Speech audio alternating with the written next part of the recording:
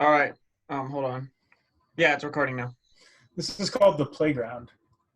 My body half covered in shadow, half warmed by the sun. Why then can't I immerse my whole being in this beautiful Texas fall? Numbness, the general milieu of the day. Dumbfounded pundits having lost their smug visages on the verge of tears. Why didn't you cry? You should have cried. For one fucking moment joined your audience in reality. Millions of dollars in predicative measures, yet you couldn't see the forest for the trees. Our waspy skin bruising too easily when finally taken to task for our behavior. My fellow overprivileged kind of angry because they finally have to share the playground. It seems they would rather let it all burn. Mm.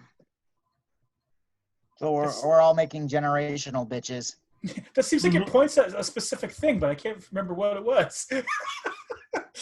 Uh, I don't even remember writing that. You damn kids. I mean, I know I did write it. Oh, wait, Josh, wasn't it you I was making fun of for playing a, game on mowing the lawn? yeah. No, it's a fun game though. The little You're allowed to have well, fun any way you want. I just thought it was funny.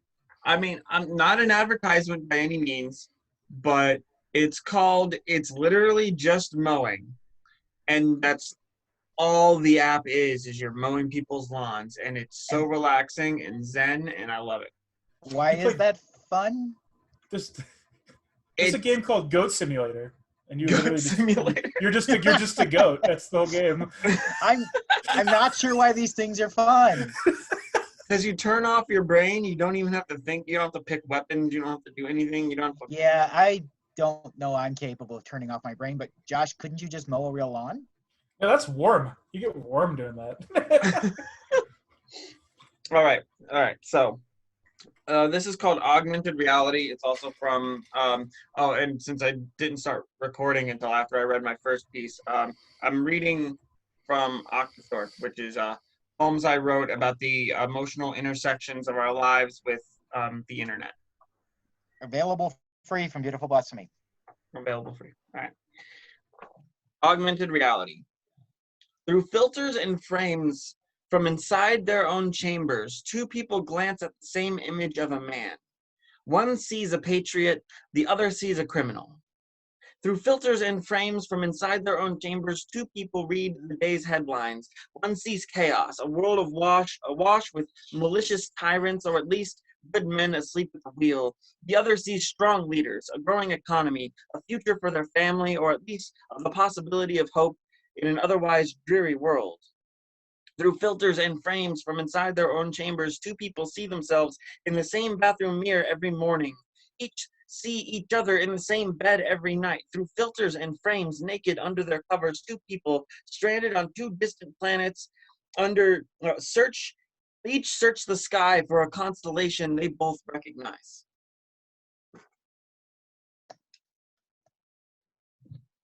I should just clap my hands like this with this thing because it's more fun. You should get some glow sticks to use when you have that on. You know, I do work at a store that sells millions of them. I literally just threw out a giant pack of them. And by threw out, I mean they were allowed to be thrown out, so I put them by the dumpster and took them home. But I don't have them. I gave them to my kid. Mm. All right, I do have something. That thing I promised earlier. If you guys have any thoughts on, your experiences during this pandemic, Pandemic Journals is doing it. I put a link to submit. And as you'll hear from mine, it can literally be nothing but free-form thinking if you wish. So I promise you this is nothing more than that. Okay. So I call mine the Pandemic War Journal. Mm. And it starts out with posts from the pandemic. This is off my social media. It just made me feel so broken inside. I had lived through the moment when we all held our breath and stood still, to the moment when the whole country just took a deep breath and was still. A dear friend of mine lost her brother last night. Unrelated to the coronavirus, I will not say who to respect her privacy, but she lives far away from her brother. Due to this pandemic, she cannot attend his funeral. Mm. Our world has become a South Park episode. How many of you are using your time sitting at home creating things? Remember this when your world reignites. It was the power of art that kept your flame burning. Remember those of us who burn constantly at both ends after your flash in the pan. And then this next one was a response to someone else's post where he posted, Facebook sure is crowded these days. And my response was, we have an unexpected wave of new creative content to explore. Most useless, some magnificent. We will take decades to sift through this unprecedented melee to find the diamonds in the rough. And then one last post before something more structured. Boredom will be the death of us all. People will become bored, leave to do something, and expose themselves. I have never understood being born. I have never not had a million things to do. All of us do. And then one that was actually from my physical journal, which I labeled Pandemic War Journal Day XX because I've lost count. Apathetic suicide. There are days where I really don't care if I live. I don't want to take the effort to kill myself. I feel like doing so is betraying my duty to my son. But I find myself sitting here, indifferent about getting hit by a car or catching some virus. I watch my shallow breath just waiting for it to stop, wondering when it will. I take no efforts to achieve those ends. Sometimes I just wish somebody would relieve me of the responsibility of living. And that's it. So next you have to write the pornographic spoof of that called Pandemic Day XXX. You know, nobody needs to know my browser history. It would probably horrify most. And my kid may have to face that when he's old enough to explore the internet without us babysitting him. Okay. Yeah, I guess I got one here. Even though I'm glad I got out of Erie, once in a while I still reminisce about Erie, so that's what this is kind of. It's called The Shore. 20 hours by car it takes me to reach my hometown. 1,220. My hometown blanketed by the soft, dusky chemicals of the polluted sunset. Erie's the place I want to be old in. Step into Browski's, that Polish diner, clinging to the skeletal remains of General Electric.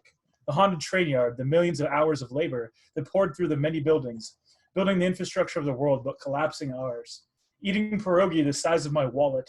The 6, sometimes 7 months of winter, aging everyone, everything prematurely. I was 35 going on 60. I want to be old in Erie, but I don't want to be old yet. It no longer seems like a place for the young. I still want to feel sun on my face for most of the year. I feel like Erie is the place you want to be old in. We all hear some song that nobody else can. Sit along the lakeshore and turn your face upward for that small bit of sunshine amidst the biting November wind. In my retirement, I want to stop in at Gary's Superette and shop for those things that only Erie has. Pepperoni balls, ox roast, Smith's hot dogs.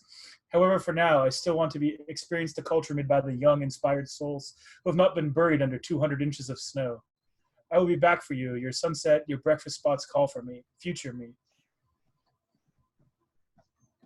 That's that. Hey, Nice. I got, so I take quotes from these poetry readings and put them on our Facebook page to kind of like highlight it. I have yet to do last one, but since there's only the 3 of us, I'm going to ask you to repeat a few for me. The one about the dusty sunset. Let's see here. My hometown blanketed by the soft, dusky chemicals of the polluted sunset. All right, give me a second. I wouldn't normally interrupt it for something like this, but those really stuck out to me. Dusky chemicals of the polluted sunset. Yep. And then the skeletal remains. Here we go. Where is that part at? Oh, here we go. Hold on, give me a second, sorry. No worries. I mean, it's just the 3 of us.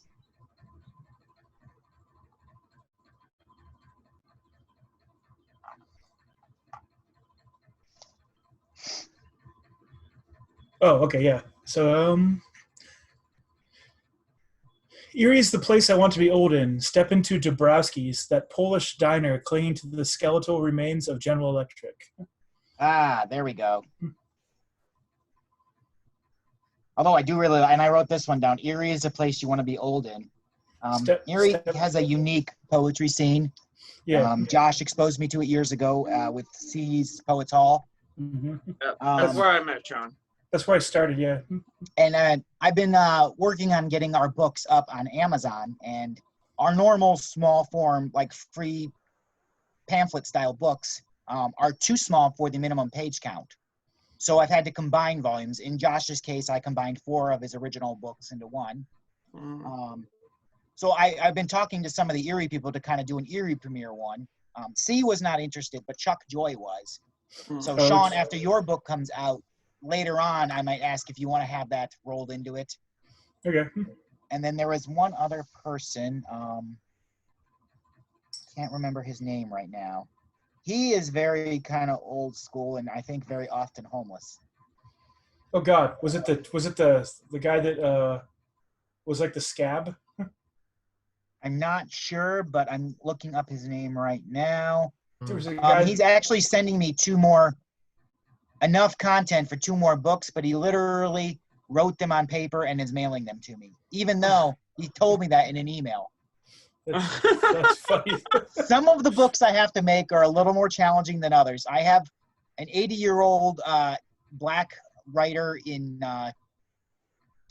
Cleveland who's kind of pretty legendary along that scene, but because of her own technological paranoia, I have yet to release the 5 volumes of her I have done. Because she wants to edit them, but doesn't know how to do that without me physically showing up at her house. That's Vicky, right? That is. She's a phenomenal writer. It's a little odd sometimes. Like it slips in between, like you don't know if she's joking or if she's like being serious. And then there's the nuggets of wisdom. And then it's kind of around a lot of like jocular nonsense. Yeah, I mean, no, I really like her writing. It's very cool. I was looking up that writer. Anyways, you know who's a really good writer, but like having a conversation with her is like so all over the place. Well, what is her name now? I talked to her on Facebook. Anyway, Richard let's stop Culbertson. talking about people and just get to reading again. Richard Culbertson, by the way, is that guy. Okay, cool. Yeah, who's next then? I guess. I'll go next. This one is the last one in Octothorpe. I called it and this is the first time I've actually read it since writing it. So, it's called #Best of Times, #Worst of Times. We've mapped the human genome. We can target disease markers with pinpoint accuracy and cut them right out of someone's DNA.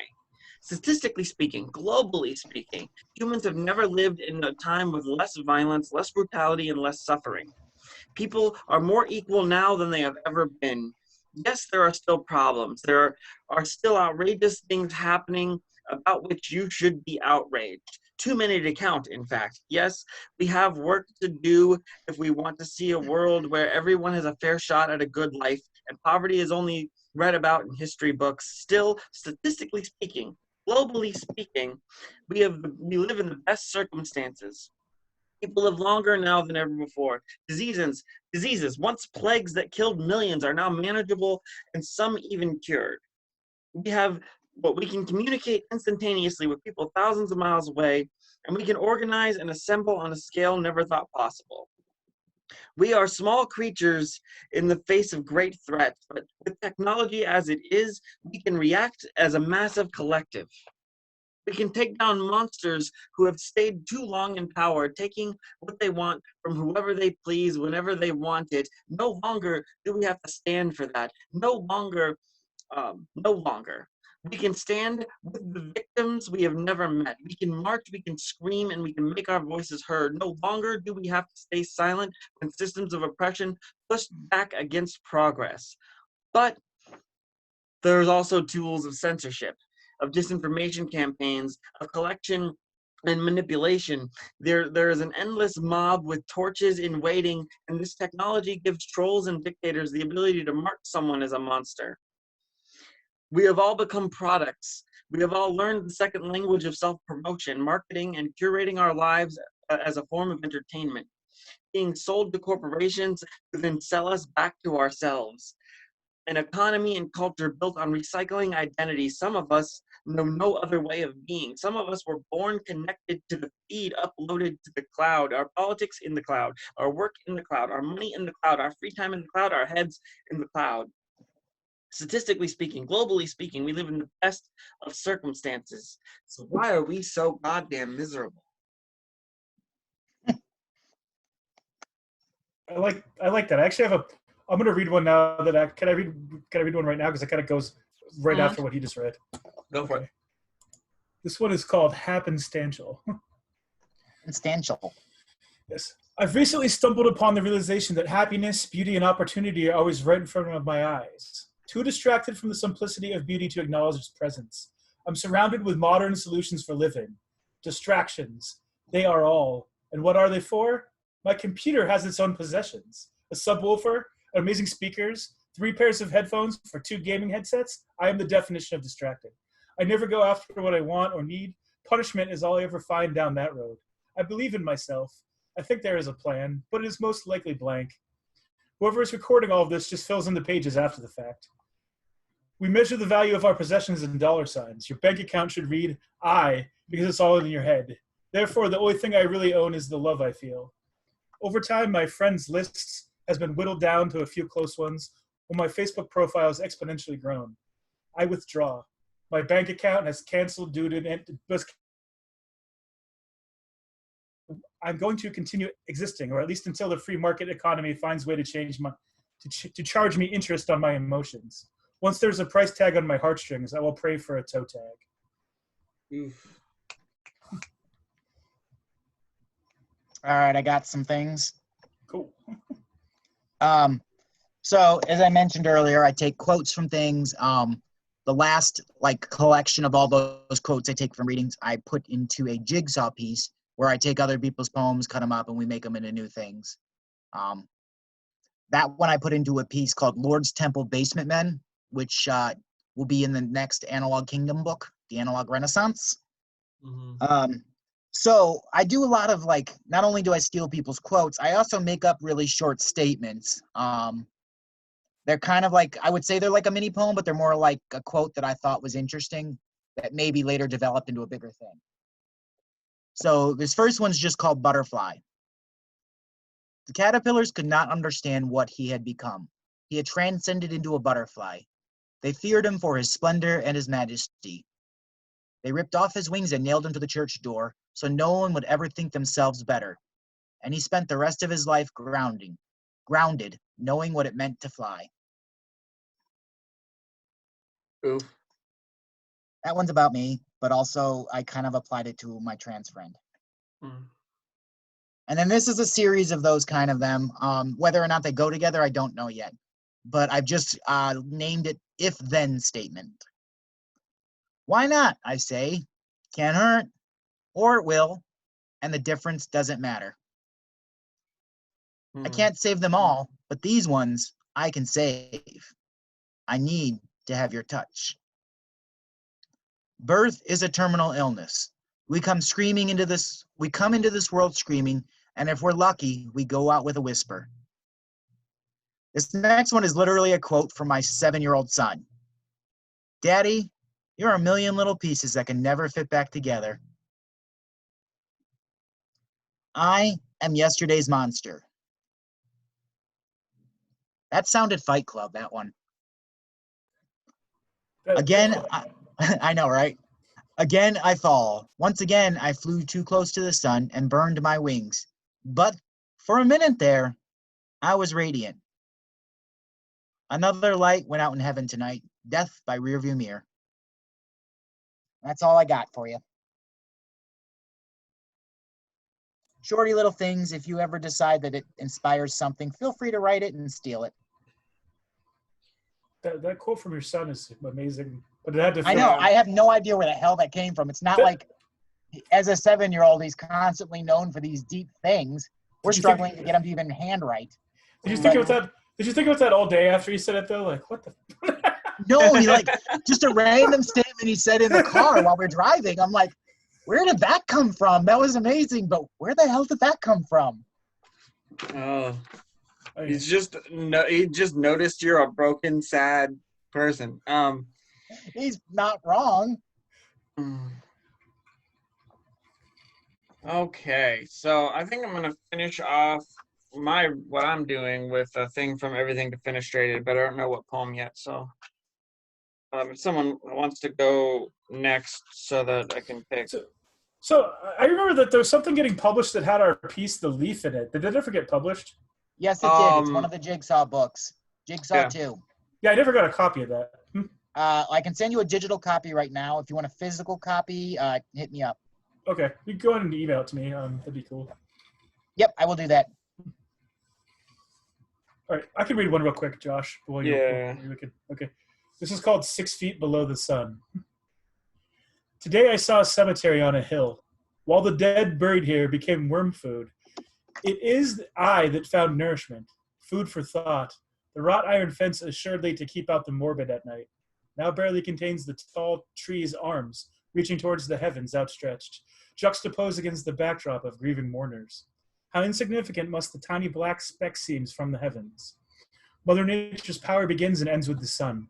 We hide our dead underground, and they are not illuminated in this state for our visual consumption. Instead, a different kind of consumption takes place. Eventually, essentially, environmentally, we are shit. Enjoy the pre-shit phase while it lasts. The Pre-shit pre-shit phase. We both thought the same thing. I'm writing that one down. Okay. At the laundromat. If you catch it at the right time of day and the sun is out and nothing is blocking its view, a beam of light will shine through the bullet hole in the window at this laundromat and spotlight a reddish-brown stain on the linoleum floor. It looks like a Rorschach test. That is to say, almost pareidolia. But just a bit out of focus, just unfamiliar enough to elicit some subtle presque-vu, that feeling that you're on the blurry edge of recognition and ignorance. The laundromat is a very strange place.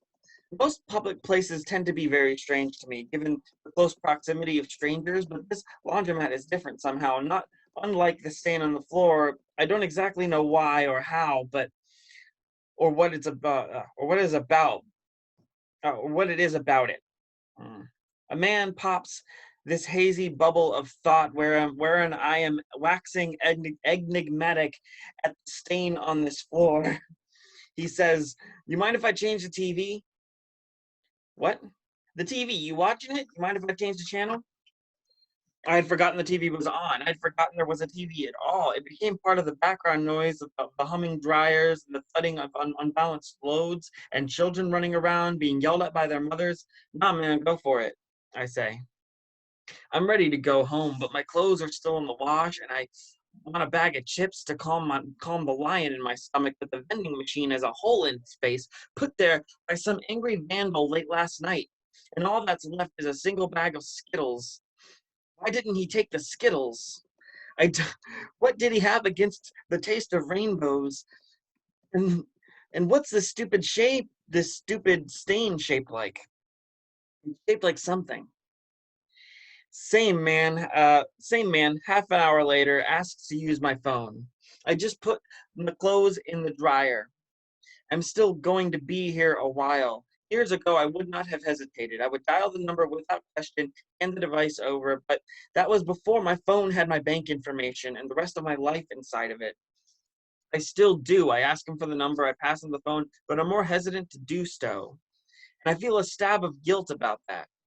And I keep an eye and ear on the man who's calling his mother, who's dying out her last days in a nursing home. He says to her, "Mama, I swear, as soon as this food stamp thing gets itself sorted out, you will get everything that you need. Yes, Mama, I love you too.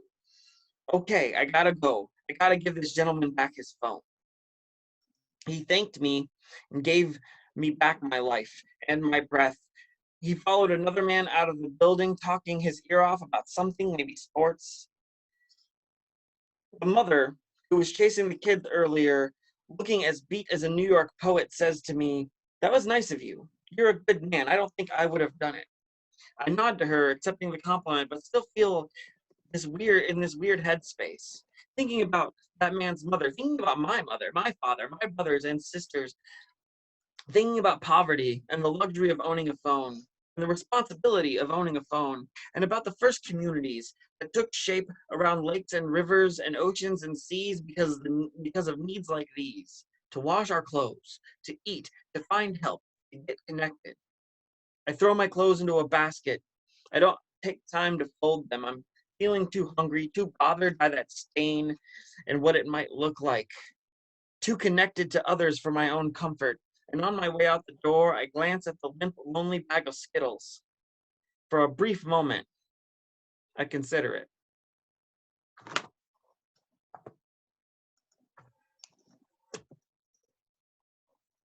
Is it? It's literally that day happened to me.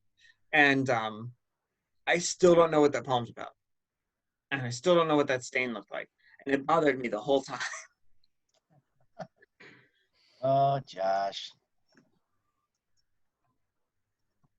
But yeah, it had, that whole day had me thinking about like poverty and like growing up poor and how connected you are to people, and how when you get more money and more like resources that aren't other people, how like you get isolated and you get insulated, and then you're less likely to help other people because you don't know what you know, you don't think about. Yep. Anyway, I haven't thought about that poem in a long time. Did we lose Sean? I'm No. here. No. Oh, okay. I thought He you was just froze again for a minute. sitting in a contemplative silence. Yes. Yeah, sure, that. He's like, no, I was napping. No, I'm like a shark. I just keep my eyes open while I sleep. All right. I don't have anything. I mean, I have a bunch of other things to read, but I don't. I mean, I feel like I'm done if you guys feel like you're done. I am also feeling like I'm done. All right. Awesome. Well, this was a good, this is a good thing. Maybe next time we'll get some more people, but I mean, it's always good with whoever you get.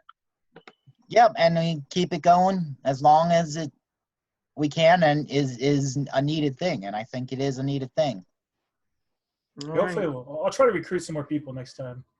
Sure, I mean, we're all doing it, but not everyone's. Like, Doc sent me a message that he was doing his own right now. See, people saw what we were doing, and we're like, I'm just gonna do that myself.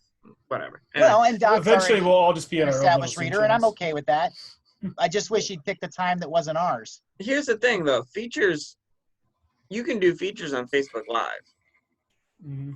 Yes. You can do features other ways. This is an interactive content, you know, kind of thing. So, anyways, anyway, hope you guys liked it. Bye. Later.